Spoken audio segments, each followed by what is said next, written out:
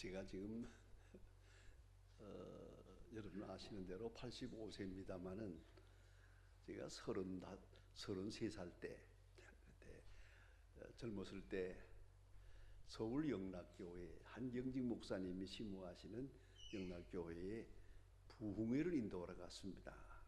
지금은 이렇게 한 사흘 하지만은 옛날에는 일주일 했습니다. 월요일 저녁 시작해서 월요일 아침까지 하루에 3번씩 아주 부흥회를 길게 은혜스럽게 옛날엔 그렇게 했습니다. 그런 때인데 또 한 가지는 지금은 이렇게 제가 죄송하지만 호텔에서 쉬고 있고 또 음식은 그저 이 집 저 집 이렇게 식당에서 먹습니다만은 옛날에는 식당 문화라는 게 없었어요. 식당에서 식사를 대접하면 그건 잘못하는 거고요. 꼭 집에서 대접해야 그래야 정성을 다하고 그 합당한 예의라고 생각을 할 때입니다.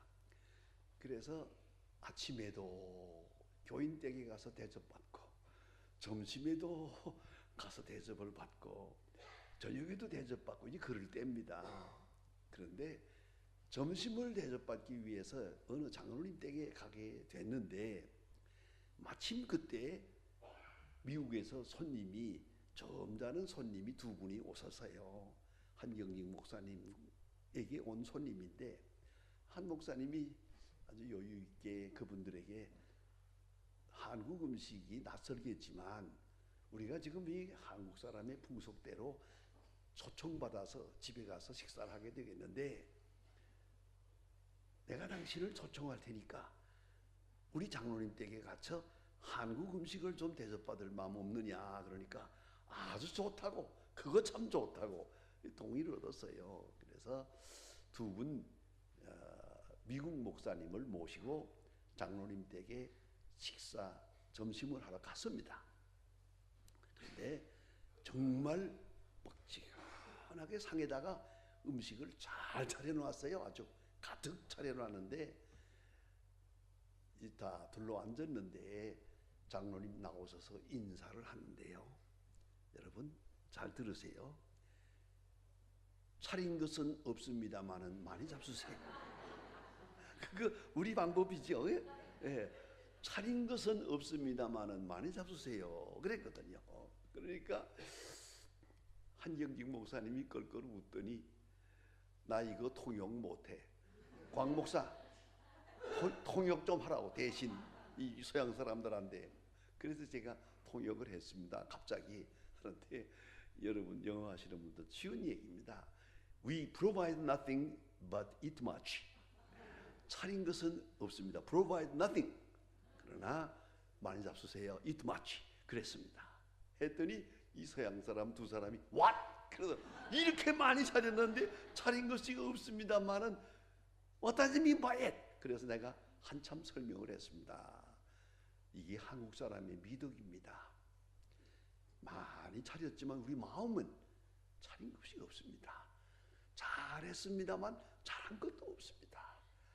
자, 정성을 다했습니다만은 정성이 부족합니다 하는 뜻으로 하는 말이라고 했더니 그 서양 목사님들이 원더풀, 참으로 아름다운 덕이라고 그렇게 일찬을 하는 것을 보았고요. 그리고 한경직 목사님이 껄껄 웃으면서 광 목사 통역 잘하네 그러더라고요.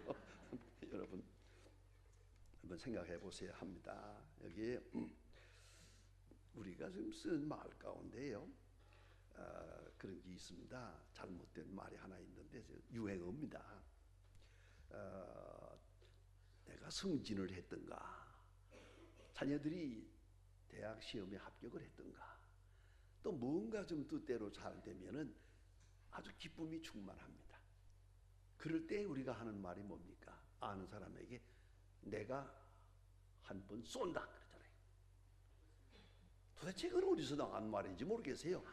내가 한 번 쏜다, 한 번 크게 쏜다 그래요. 그럼 모두가 그러냐고. 그래서 그 쏜다는 사람 따라가서 식당에 가서 푸짐하게 얻어먹는 거예요. 자, 내가 쏜다 했는데 내가 대접을 잘 받았습니다. 고맙다고 할까요 말까요? 이건 쏜 사람의 기분을 위해서 한 거예요. 오히려 내가 가서 얻어 먹어준 거예요. 이거 사실은 기쁨을 위해서. 그건 얻어 먹고도 고맙다는 마음이 없어요. 내가 쏜다. 생각해 보세요. 이게 무슨 고마움이 되겠어요? 무슨 봉사가 되겠어요? 이건 섬김이 아닙니다. 지금 우리 문화가 그래요.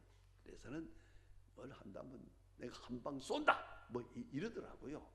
이게 지금 우리의 잘못된 문화 양상이라고 생각을 합니다. 그런데 참으로 행복한 게 뭡니까? 참으로 행복한 사람은 생의 목적을 아는 사람입니다. 내가 왜 세상에 태어났는지 그걸 아는 사람입니다. 유명한 러셀이라고 하는 철학자는 이렇게 말합니다. 사람들은 비련해서 죽을 때 가서야 내가 왜 세상에 존재했는가 라는 것을 알게 되는 것 같다. 조금 일찍 알았으면 좋겠는데 그렇지 못해요. 죽을 때 가서야 내가 왜 살았는가 하는 것을 깨닫게 되는 것 같다. 그런 유명한 말이 있습니다. 여러분 처음부터 생의 목적을 알고 그 태어난 목적에 딱 맞는 생을 일생 동안 뒤돌아보지 않고 살았다면 얼마나 좋겠습니까? 그러니까 살아야 할 이유를 막 알 뿐 아니라 죽어야 할 이유까지 압니다. 그리고 한평생을 사는 사람, 이 사람이 가장 행복한 사람일 거라고 생각합니다. 성경에 보면 유명한 사람이 있지 않습니까? 사도 바울. 어머니의 태로부터 택정함을 받아 이방인의 사도가 되었노라. 어머니의 태로부터, 난 날 때부터 이방인의 사도를 위해서, 복음 전하기 위해서 운명적으로 태어난 사람이다. 요지부동입니다. 이 얼마나 중요한 확고한 인생관입니까? 날 때부터 어머니의 태로부터 택정함을 받아 이방인의 사도가 되었노라. 사실 그건 하나님의 경륜 속에 있었던 것이 틀림없습니다. 왜냐하면 여러분 이 사도 바울은 마이랭귀지를 하는 사람입니다. 길리기아 다소에서 태어났습니다. 그래서 헬라 말을 능통하게 하고 헬라 철학에 능하고 동시에 히브리 종교의 정통적인 분입니다. 히브리 종교와 헬라 철학 둘을 합친 학자입니다. 그렇기 때문에 이방 사람들에게 다니면서 온 세계에 다니면서 복음을 전할 수가 있었습니다. 그는 헬라 문화에 능통하기 때문에 말입니다. 게다가 로마 시민권까지 가지고 있습니다. 여건이 이방인의 사도가 되기에 딱 맞는 것입니다. 여러분 언어에 대해서 많이 생각하지만 여러분들 가운데서도 영어를 많이 배우려고 하고 하는 분들 많이 계십니다. 한데 제가 잘 아는 친구 후배가 하나 있는데 프린스턴 신학교, 미국의 유명한 프린스턴 신학교의 교수입니다. 20년 동안 교수입니다. 영어를 얼마나 잘하겠습니까? 이거 미국 사람들한테 가르치는, 영어로 가르치는 그런 훌륭한 교수예요. 근데 언젠가 한번 그 집에 놀러 갔더니 그 집에 고등학교 다니는 아이들이 둘이 있는데요. 고등학교, 중학교 다니는 아이들이 있는데 그때 이상현 박사가 내게 한 말을 잊지 못합니다. 재미있는 얘기예요. 목사님, 내가 지금 영어로 사는 지가 올해 30년이고 미국 사람들한테 영어를 신학교를 가르치는 지가 벌써 20년인데 얘들이 날들어 하는 말 좀 들어보세요. 아버지 교회 가서 미국 사람들한테 영어로 말하지 마라 그러더라고요. 아버지 말하는 건 영어가 아니야 그거는. 여러분 이거 아시겠습니까? 네이티브 랭귀지란 이렇게 어려운 거예요. 말이라는 게 몇 마디 배웠다고 되는 거 아니에요. 그거 아니올시다. 그건 하나의 문화거든요. 하나의 생활이거든요. 그러니까 사도 바울은 길리기아 다소에서 태어났어요. 태어나기라야 이방인에서 태어나서 이방으로. 그러니까 온 세계에 다닐 수가 있지. 베드로, 요한, 야고보 몇 번 죽었다 태어나도 이방인에게 복음 전할 수가 없어요. 그건 통역을 세워야 되니까요. 그러니까 주어진 거예요. 벌써 길리기아 다소에서 태어날 때부터 이방인의 사도로 그렇게 운명 지어졌다. 하신 사도 바울은 이걸 알고 있었어요. 하나님께 감사하고 이 응답해 살았다는 말입니다. 두 번째는 뭐냐면 일체의 목적과 일치한 생을 사는 겁니다. 목적은 여기 두고 딸리 살아서는 안 돼요. 하나님이 원하시는 건 이건데 나는 반대로 살았다가는 그건 결단 나는 겁니다. 하나님이 내게 제정해 주신 목적과 일치한 생을 사는 사람이 행복한 사람이거죠. 세 번째는 궤도수정을 하지 않는 사람이에요. 이랬다 저랬다 여러분 다 아시지만 직업을 이거 했다가 저거 했다가 그거 불행한 사람이에요. 한 가지만 제대로 해. 그 총력을 기울여야지. 이거 했다 저거 했다 할 만큼 그렇게 여유 있는 게 아닙니다. 그래서 하셔야 됩니다. 그래서 이 짧은 세상을 사는데 궤도수정 없이 사는 거 아주 중요한 것이죠. 그뿐만 아니라 후회가 없어야 됩니다. 세월을 살아갈수록 잘했다 싶은 거예요. 내가 이 직업을 택한 거 잘했다. 내가 살아온 생을 잘했다. 그 중에 가장 중요한 것, 이 마누라하고 사는 거 잘했다. 이 남편하고 사는 거 참 잘했다 싶은 거 말이에요. 여러분 행복한 사람이 누구예요? 그 마누라를 쳐다보면서 이 사람 내가 만난 거 행복이고 이 남편 만나고 사는 거 하나님께서 내게 주신 큰 복이다. 이 생각하고 사는 사람이 행복한 사람이죠. 그럼 가장 불행한 사람이 누굽니까? 이건 역사적인 실수다. 어쩌다가 이런 걸 만났나? 이거는 내가 실수한 거다. 이건 큰 실수다. 그리고 한평생을 살아요. 이게 이처럼 낭비가 어디 있습니까? 근데 잘못 사는 거예요. 그러니까 갈수록 감사하고 갈수록 잘했다 싶고 이 직업을 택한 것도 잘했고 가정도 잘했고 오늘 우리가 지금 이 교회에 나옵니다. 이 교회를 선택한 것도 잘했고 항상 세월이 살아가면 살아갈수록 더 잘했다 더 잘했다 그렇게 하나님의 섭리와 택하심을 간증하며 사는 것이 행복한 것이다. 게다가 이것이 하나님의 경륜 속에 있다는 걸 아는 사람, 내가 하는 게 아니고 하나님이 운명 지어 주었다. 하나님이 사람을 만나게 해 주었고 하나님이 나로 하여금 이런 직업을 주었고 하나님께서 나에게 이 자리에 있게 했고 오늘까지 되어진 모든 일에 하나님의 섭리가 있었다. 그렇게 생각하는 사람이 진짜 행복한 사람이에요. 모세를 보세요. 애굽에서 40년, 광야에서 40년, 80세에 하나님의 음성을 듣습니다.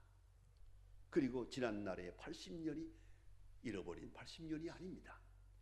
그 80년이 있었기 때문에 오늘 주님을 만나고 주님을 만나는 순간에 새로운 의미를 가지게 되더라고요. 모세도 그렇고 아브라함도 그렇고 하나님의 사람들이 다 그렇게 산 사람들이란 말입니다. 그래서 꼭 잊지 말아야 합니다.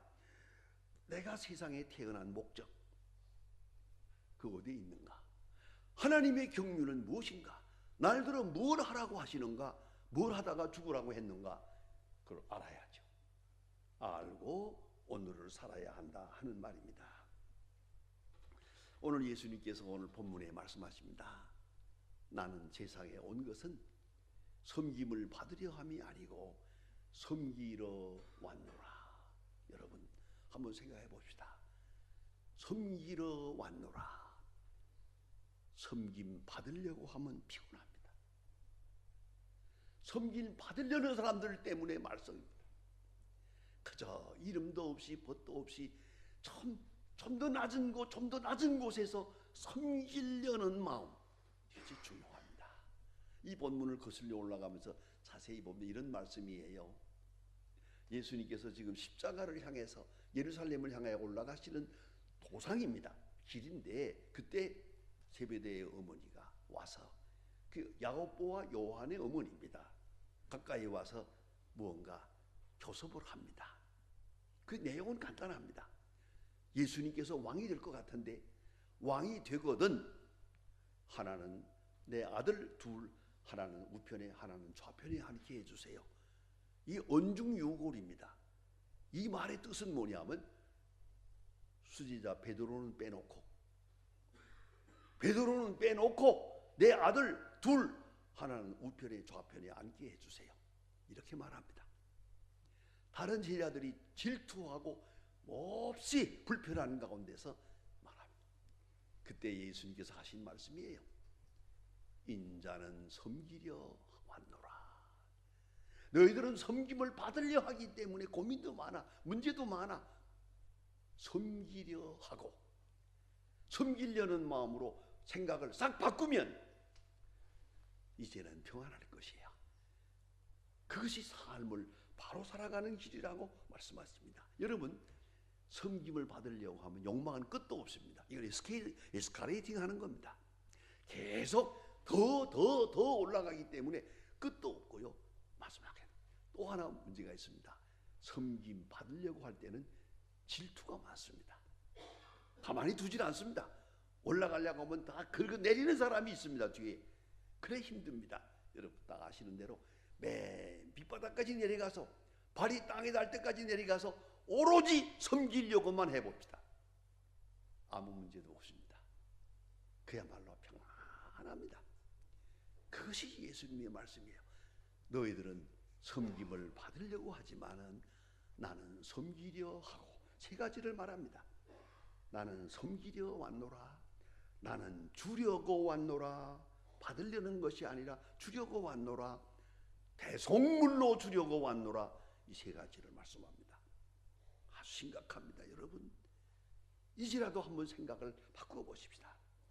섬긴다. 자, 섬긴다, 준다. 얼마나 귀중한 말씀이에요.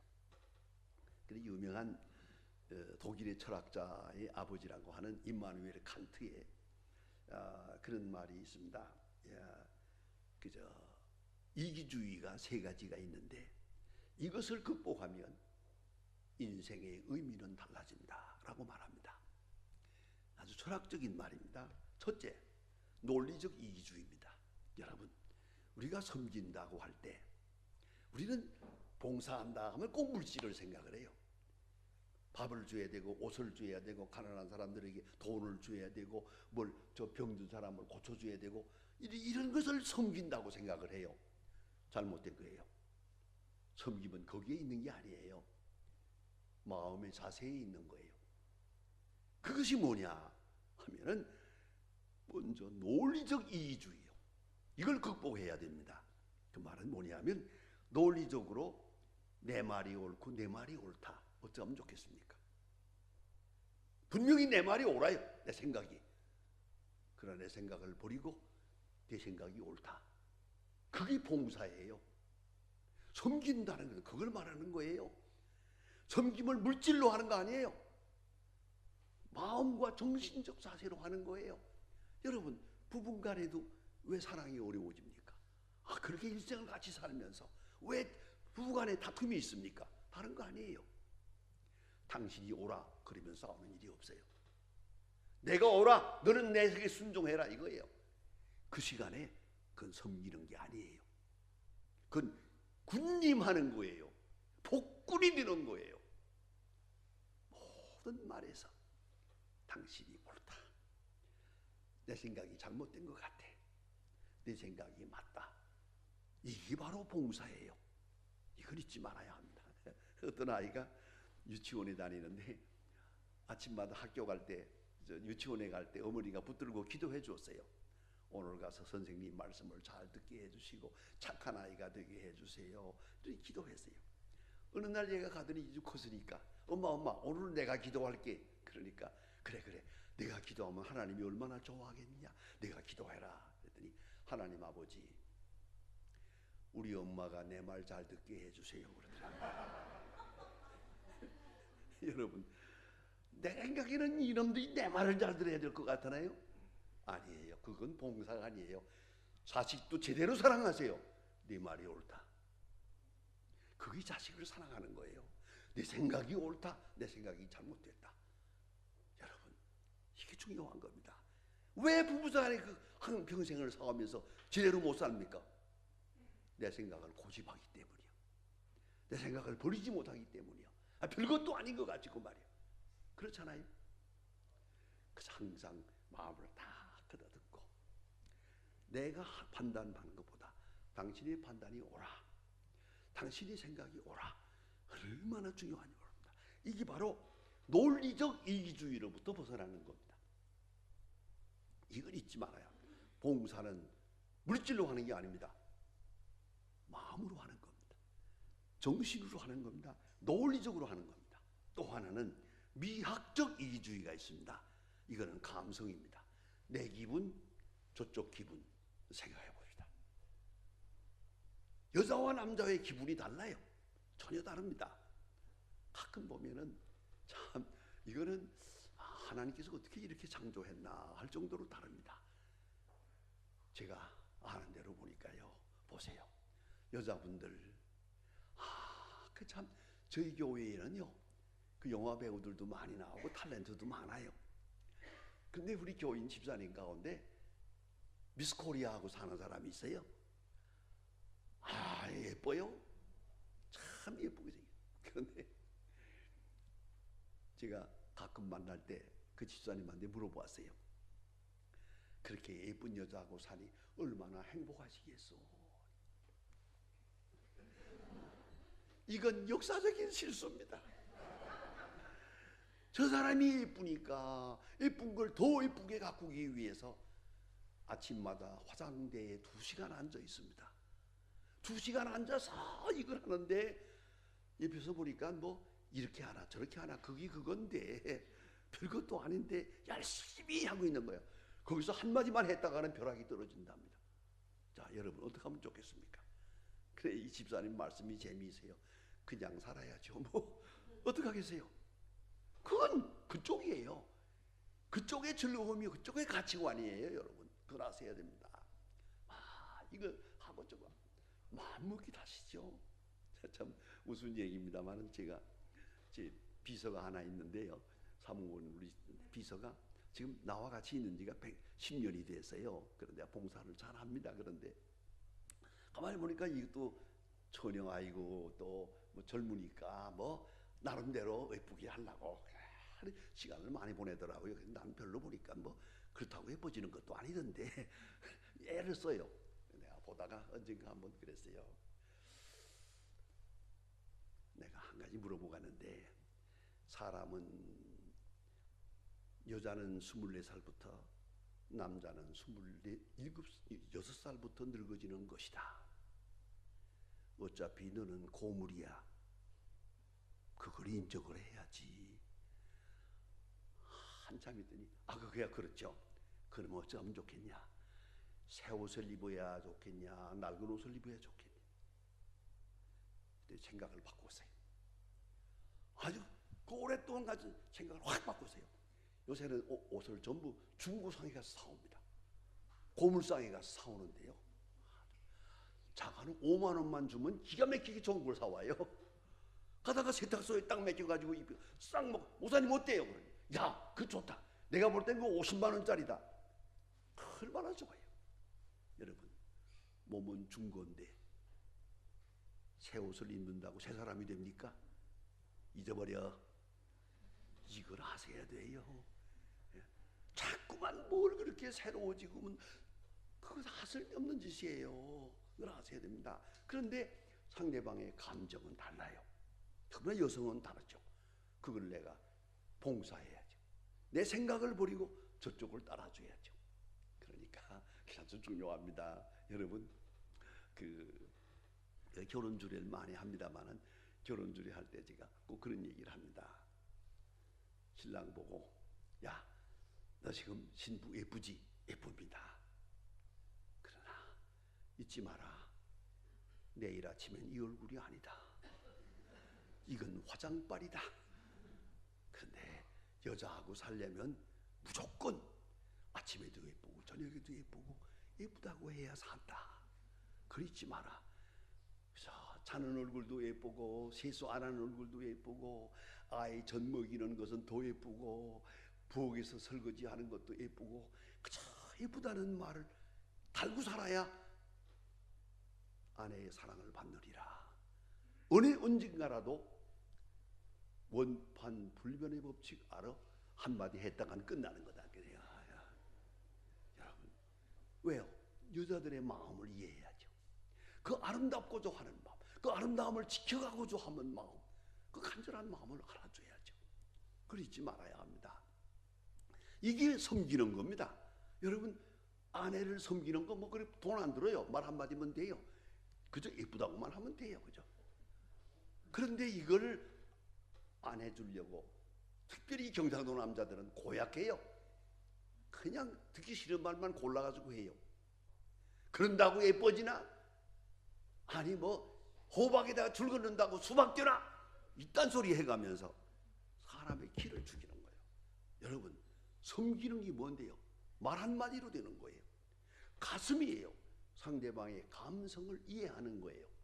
상대방의 느낌을 소화해 주는 거예요. 절대 여러분 아셔야 됩니다. 그런 거로 약한 자든 가난한 자든 다 있지 않습니까? 그들이 나름대로 자존심이 있어요. 그 다치면 안 됩니다. 소중하게 여겨야 됩니다. 예. 그런가 하면 도덕적 이기주의가 있습니다. 나는 옳고 너는 그르다. 아니옵시다. 내 생각에는 내가 옳고 내 생각엔 네가 옳지만 지금 생각하니 네 생각이 옳다. 남의 의의를 인정해 줍니다. 그 답답한 심정을 이해해 줍니다.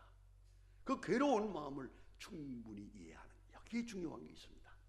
절대 비판하면 안 됩니다. 예수님도 말씀하셨습니다. 나도 너를 정죄하지 아니하노라. 따라 평안히 가라. 여러분, 가늠하다 붙들려 온 여자를 예수님은 비판하지 않았습니다. 이걸 잊지 말아야 합니다. 어떤 이유로든지 간에 우리는 비판하지 말 것입니다. 남의 도덕성을 비판하지 말 것입니다.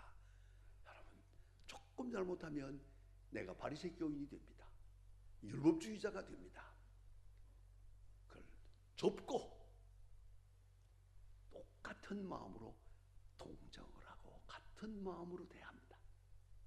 예수님께서 참 귀중한, 예수님의 제자들을 잘 연구해 보면요, 예수님은 제자들을 선택할 때 요새 말로 말하면 마구제비로 한 것 같아요. 더구나 당시에 세리라고 하면 이건 사람 취급도 못 받는 사람들이에요. 근데 가보라 하면 세관에 지나가다가 세관에 앉아있는 세리를 보시고 날 따르라 제자 삼았어요. 예수님의 제자를 자세히 연구해 보면 이게 도대체가 제자가 될 수 있는 사람들이 아니에요. 그들의 도덕성을 묻지 아니하시고 다 사랑하셨어요. 그리고 예수님은 비유로 말씀하셨습니다. 탕자가 돌아왔다. 집을 나갔던 탕자가 돌아왔다. 성경을 읽어보세요. 덜며 감격한 부분이 뭔지 아십니까? 예수님은 탕자를 대할 때 과거를 묻지 않았어요. 그러기 집 나가지 말라고 하지 않더냐? 그동안 어떻게 살다 왔느냐? 무엇으로 기어들어 왔느냐? 할 말 많죠. 일체의 과거를 묻지 않았습니다. 그것이 바로 예수님의 마음이에요. 이것이 섬긴다는 마음이에요. 섬긴다는 것이. 무슨 얘기입니다마는 제 아들이 목사입니다. 그런데 제가 아들이 설교할 때 그 탕자 비유에 대해서 설교하는 걸 좋아한대요. 어디 가서든지 그 탕자가 돌아올 때 탕자의 아버지가 참 훌륭했습니다. 참 마음에 듭니다. 왜요? 과거를 묻지 않았습니까? 그런데 그 다음 말이 하나 더 있대요. 가만히 보니까 우리 아버지가 더 나았다고. 왜 그러냐 그러니까 우리 아버지는 과거를 묻지 않을 뿐만 아니라 나는 너를 믿는다 그랬다고요. 저 아이들 다 가출했다 돌아왔어요. 그러나 저는 단 한마디도 말해본 일이 없어요. 왜 나갔느냐? 왜 돌아왔느냐? 사람이 될 거냐 말 거냐? 아니요. 나는 너를 믿어. 그것뿐입니다. 이걸 잊지 말아야 합니다. 이건 뭐냐요? 완전히 도덕성을 도덕적으로 온전하게 받아들이는 거예요. 그게 중요한 것입니다. 예. 제 개인적인 얘기를 합니다마는 이 언제나 우리는 상대방의 도덕성에 대해서 절대 절대 비판하지 마세요. 하나님이 심판하지 않는데 내가 심판해요? 하나님이 정죄하지 않는 자를 내가 왜 정죄해요? 하나님이 사랑한 자를 누가 정죄해요? 이걸 잊지 말아야 합니다. 이게 바로 섬김입니다. 섬긴다는 말이 물질로 이루어지는 게 아니에요. 마음 깊은 곳에서부터 정말로 사랑합니다. 정말로 동정합니다. 도덕적 이기주의를 극복해야 됩니다. 특별히 오늘 깊이 생각해야 합니다. 이 예수님께서 나는 섬기러 왔노라 할 때 이건 자발적 선택을 말합니다. 빼앗기는 것이 아니라 주는 것입니다. 여러분, 아이들이 여러분에게 용돈 달라고 그럽니까? 그럼 용돈을 줘야겠죠? 그런데도 말 많이 하면 안 됩니다. 이스라엘 사람들의 교훈에 그런 말이 있어요. 자녀에게 용돈을 주면서 말을 많이 하면 안 주는 것만 못하다. 여러분 그거 아셔야 됩니다. 받아가지고 가면서 쭝얼쭝얼해요. 돈 벌기 힘들다 그러고 나가요. 안 됩니다. 절대 안 됩니다. 그럼 어찌 해야 되겠습니까? 아이들에게 용돈 한번 줄 때도요, 겸손한 마음으로 더 많이 주고 싶으나 없어서 못 줘서 미안하다. 내 능력이 이거밖에 없으니 어떻게 하면 좋냐. 남의 아이들은 넉넉하긴 것 같다마는 나는 부족해서 너희들에게 못 주니 미안하다. 미안하다 하면서 줘보세요. 아이들이 학교에서 공부 잘하고 우등생이 됩니다. 남의 아이들은 얼마 쓰는데 너는 왜 이렇게 돈을 많이 쓰냐? 그래 보세요. 왜 거기다 비교해요? 더 부잣집 아들이다 비교하지. 얘기가 달라집니다. 도덕적 심판을 내리면 안 됩니다. 전적으로 자발적으로 빼앗기는 것과 하고 주는 건 달라요. 게다가 섬기는 건 더 달라요. 미안하지만 자녀도 섬겨야 됩니다. 아주 미안한 마음으로 좀 더 잘해주고 싶으나 미안하다. 그런 마음이 있을 때 아이들은 훌륭하게 자라는 것이에요. 그래서 그걸 잊지 말아야 되고, 또 한 가지 이보다 더 중요한 것은 주면서 행복을 느껴야 됩니다. 주면서 불행을 느껴서는 안 됩니다. 나는 너희들에게 줄 때 너무 좋다. 적지만은 너희들이 이렇게 기뻐하는 걸 보니 내가 너무 좋다. 너희들이 잘하는 걸 보니 너무 좋다. 행복해야 됩니다. 주면서 행복한 것 말입니다. 이게 인색하고 아쉽고 게다가 아주 결정적으로 실수하는 게 있어요. 넌 왜 태어나가지고 말썽이냐? 정말 이런 일이 있었어요. 저희 교인 가운데 그런 게 있었는데, 아이가 5이에요. 6번째 태어난 아이예요. 막내로 태어났기 때문에 여러 가지 어려움이 많아요. 그 어머니가 몸이 아프니까 항상 입버릇처럼 말한 거예요. 저건 왜 태어나가지고 말썽이야? 늘 그랬단 말이에요. 언젠가 교회까지 문제가 돼서 제 사무실에까지 왔어요. 그래서 내가 큰 실수했습니다. 내가 세상에 태어났다는 것을 부정하는데 얘가 마음을 돌릴 수 있겠습니까? 안 된다고. 기도 많이 하시고 생각을 바꾸세요. 기도 많이 했어요. 어머니가 생각이 확 돌아갔는데, 이제는 반대로 내가 없으면 사는 재미가 없다. 내 막내가 내가 있으니까, 옆에 있으니까 너무 좋다. 너 때문에 나는 행복하다 하니까 얘가 그때부터 우등생이 됩니다. 여러분 아셔야 됩니다. 자녀를 놓고도 내가 네게 주는 것이 행복이다. 네가 있음으로 나는 행복하다. 너를 위해 수고하는 것이 행복하다. 희생, 봉사, 섬김이란 내가 기쁨이 있어야 돼. 거기에 감사가 있어야 돼. 이게 바로 진짜로 섬기는 것이에요. 제 소망교회에 있는 이야기인데 이거는 1급 비밀입니다. 정말로 아무도 알길 바라지 않는 그런 일입니다. 이름은 되지 않고 제가 늘 말씀을 드립니다. 권사님이 한 분 계시는데 권사님의 남편은 의사입니다. 돈을 많이 벌어놓고 그만 일찍이 세상을 떠났습니다. 집도 크고 돈도 있고 아이들 둘은 다 미국 유학을 갔습니다. 권사님이 혼자 삽니다. 이 가만히 보니까 먹을 것도 있고 입을 것도 있지만은 이 사람이 이렇게 살아서는 안 되잖아요. 뭔가 해야 되겠는데 생각을 하다가 그가 마음 가운데 깊이 생각한 바가 있습니다. 그리고 제가 설교할 때 가끔 호스피스 선교에 대해서 말씀을 드렸거든요. 건강한 사람 더 건강하게 만들고 또 능력 있는 사람 큰 역사를 하도록 만드는 것도 중요하지만 봉사 중에 가장 중요한 건 이 세상에는 소망이 없고 이제 며칠 후에는 죽을 사람, 그 사람을 위해서 봉사하는 것 거룩하고 아름다운 일이 아니겠느냐고.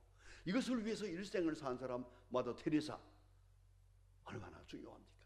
그런 얘기를 가끔 했더니요, 이 권사님이 생각이 있어가지고요, 아주 호스피스 간병원 훈련을 받았어요. 정식으로 학교를 다녔어요. 공부해가지고 면을 얻었어요. 호스피스 간병원 면을 얻었어요.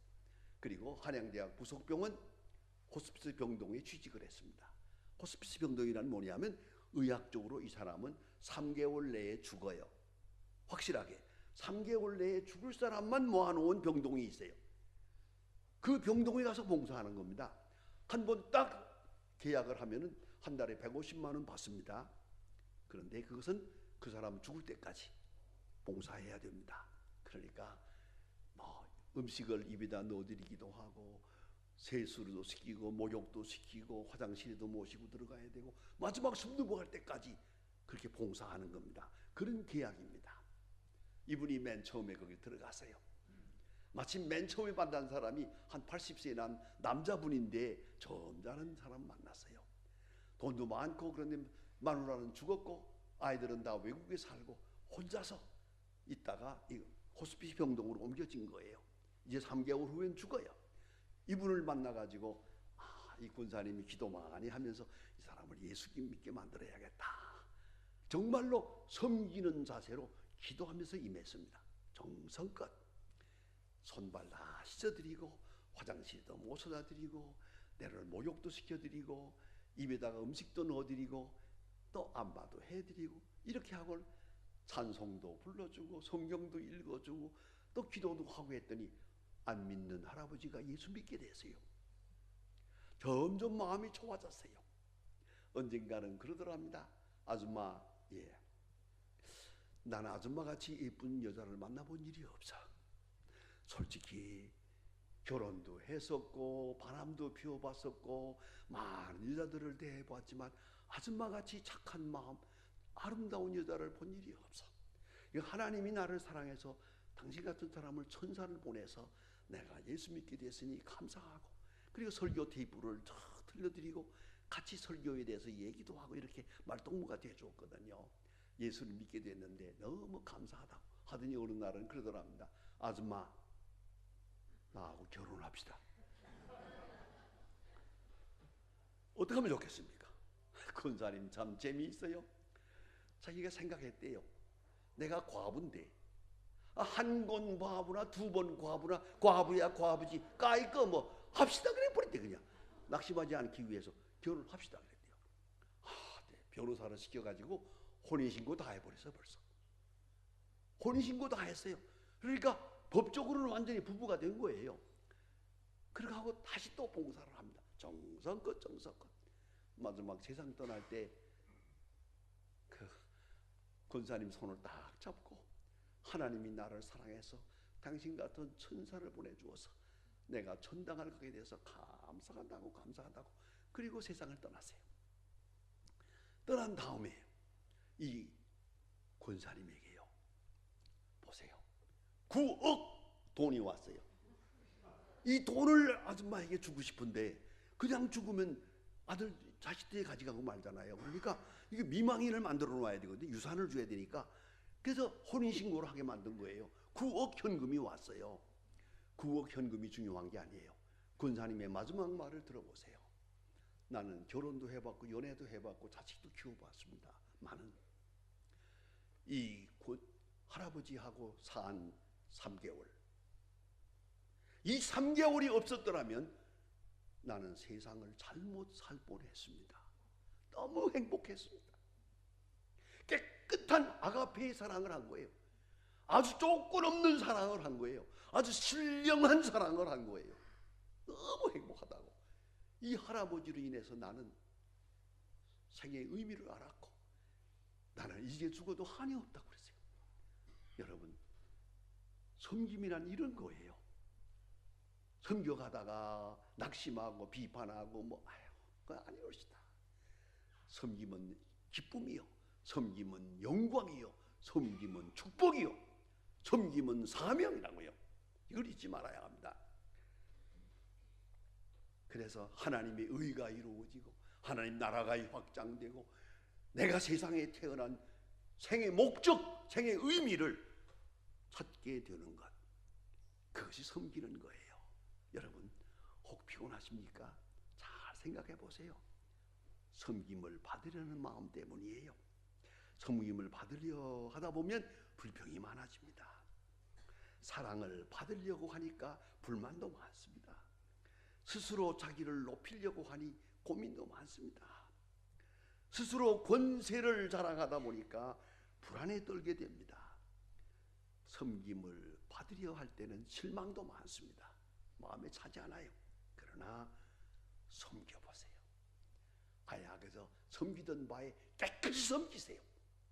완전하게 섬겨보세요. 그때부터 자유인이 됩니다.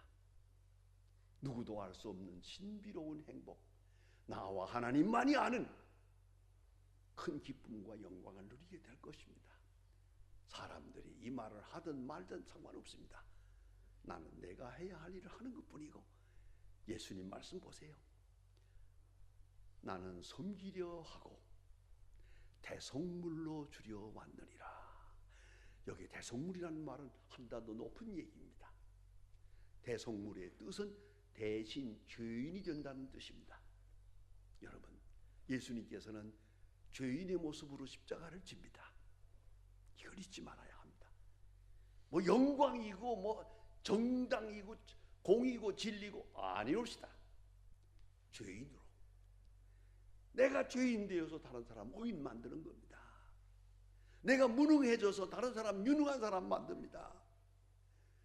내가 죽어져서 다른 사람을 살리는 겁니다.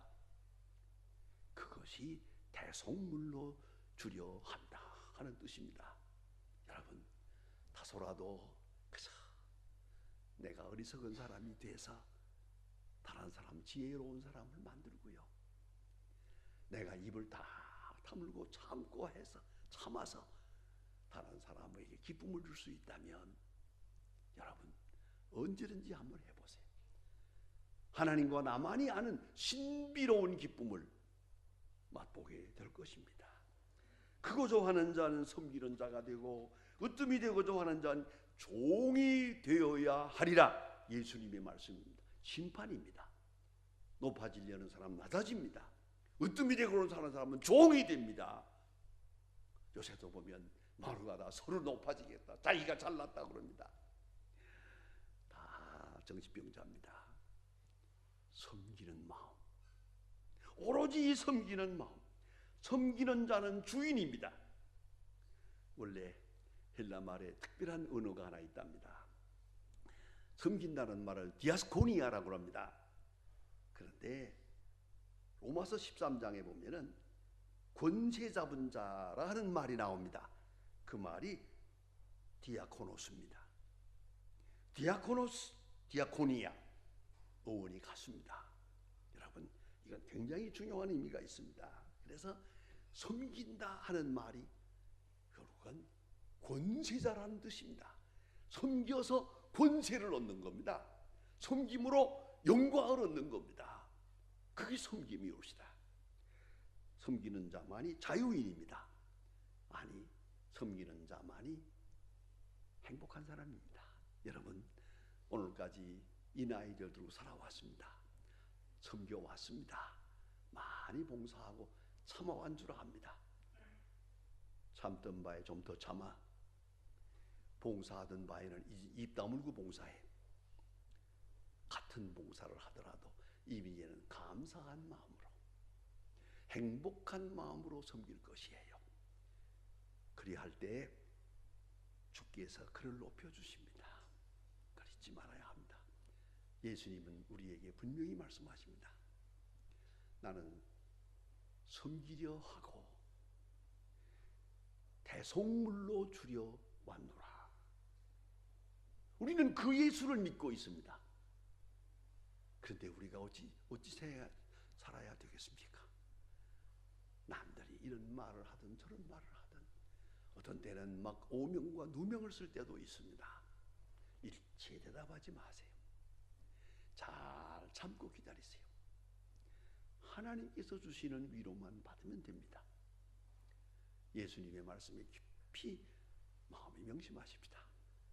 나는 섬기러 왔노라.